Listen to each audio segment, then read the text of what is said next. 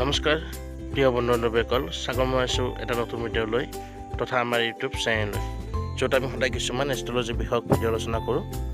আহক তেন্তে আজি ভিডিঅ'ত জানি লওঁ কোনকেইটা ৰাশিত 23 তাৰিখে ভাগ্য খুলিব গৈ আছে আৰু তেওঁলোকৰ ভাগ্যফল কেনেকুৱা হ'ব।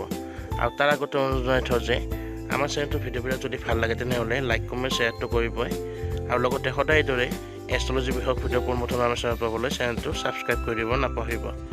আহক এতিয়া আমি মূল ভিডিঅ'লৈ আগবাঢ়ি যাওঁ। বন্ধুবান্ধৱীসকল, 23 এপ্ৰিল তাৰিখে কেইটামান ৰাশিৰ বিশেষ ধৰণৰ ভাগ্য উদয় হ'বলৈ গৈ আছে। এওঁলোকে বিভিন্ন দিশত সফলতা লাভ কৰিব, বাদ বিবাদত জয়ী হ'ব পাৰিব, সা সম্পত্তি লাভ হ'ব, ধন সম্পদ লাভ হ'ব, আৰ্থিক অৱস্থা মজবুত হোৱা দেখা যায়, চাকৰি ব্যৱসায় উন্নত হ'ব, সমাজত মানুহৰ উপস্থিতি বৃদ্ধি পাব, চাবলৈ এওঁলোকে দশো দিশে উন্নত কৰিব, ঘৰ সংসাৰ শিক্ষা দাম্পত্য প্ৰেম প্ৰণয় স্বাস্থ্য কেৰিয়াৰ সকলোতে তেওঁলোকে উন্নতি লাভ কৰিব।